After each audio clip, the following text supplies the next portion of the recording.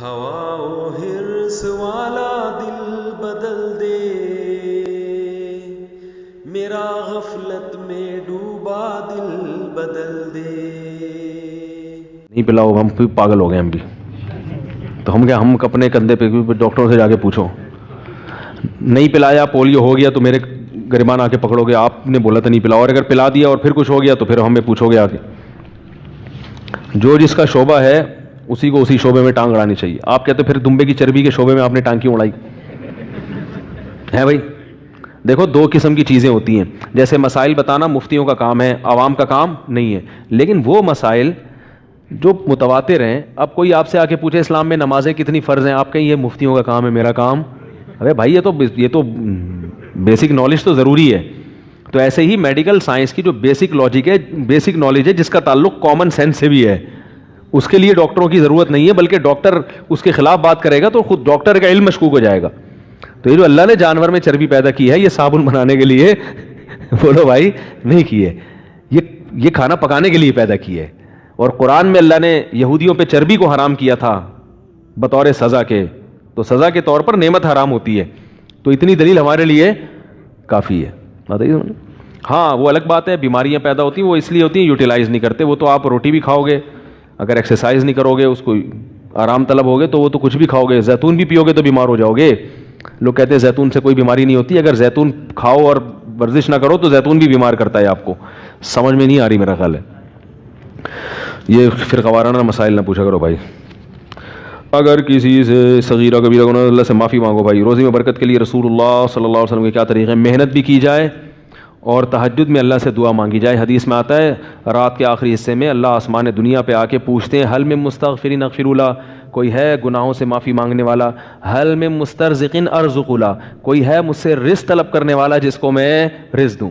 تو وظیفوں میں وقت ضائع نہ کرو، تہجد میں اٹھ کے اللہ سے روزی مانگا کرو، پہلے گناہوں سے معافی مانگو، کیونکہ گناہ بھی رزق میں بے برکتی کا ذریعہ بنتے ہیں۔ قرآن کہتا ہے وَمَن يَتَّقِ اللَّهَ، جو تقوی اختیار کرے گا، يَرْزُقْهُ مِنْ حَيْثُ لَا يَحْتَسِبْ، ایسی جگہ سے رزق دوں گا جہاں سے اس کا گمان بھی نہیں ہوگا۔ تو تقوی بھی بہت بڑی دلیل ہے، بہت بڑا سبب۔ آپ کا بیان شوق سے سنتا ہوں، آپ نے پچھلے اتوار کے بیان میں پٹھانوں کے بارے میں بہت سخت الفاظ استعمال کیے، جو قطعاً میں نے پٹھانوں کے خلاف کوئی لفظ استعمال نہیں کیا۔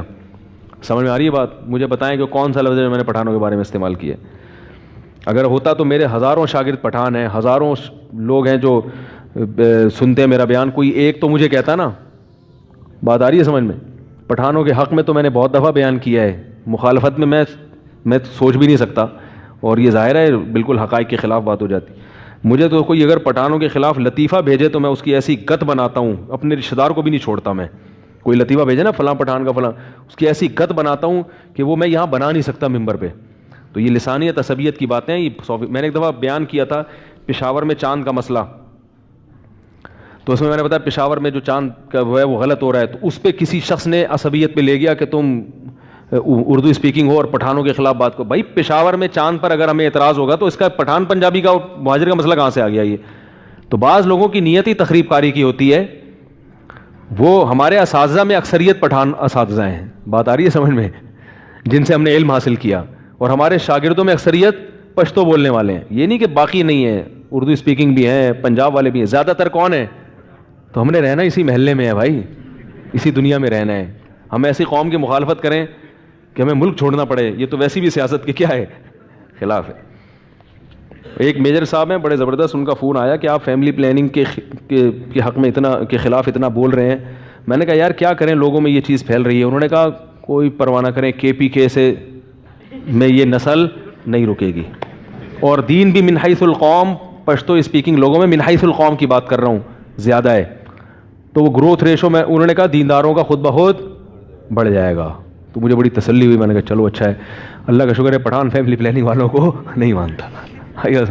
اور مل رہے ہیں اتنے 10 بچے 12۔ میرا ایک شاگرد ہے نا، پچھلی دفعہ پٹھان شاگرد ہے، اتنی عقیدت محبت سے ملتا ہے، اگر میں نے ایسا بیان کیا ہوتا تو وہ مجھے تنبیہ کرتا۔ بڑی عقیدت محبت سے مجھ سے ملا، مجھے کہہ رہا ہے استاد جی کتنے بچے؟ میں نے بتا دی اپنی رپورٹ، میں نے کہا 12۔ میں نے کہا آپ کے کتنے؟ اس نے پتہ نہیں 18 بتائے 17، وہ ایک سے۔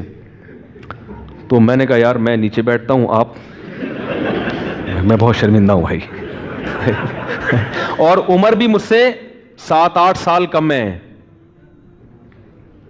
7-8 سال کم عمر ہے, اور اس نے بتایا کہ میری گھر والی بھی ماشاءاللہ صحت مند, کوئی بیمار نہیں, بالکل فٹ فاٹ ہے. ہم نے کہا یار ہم خاموش بیٹھ کے ادھر تقریریں کر رہے ہیں. تو میں نے کہا اگلا بیان آپ کا ہی ہوگا. Thanks for watching. Don't forget to like, comment, share and subscribe to Mufti Tariq Masood.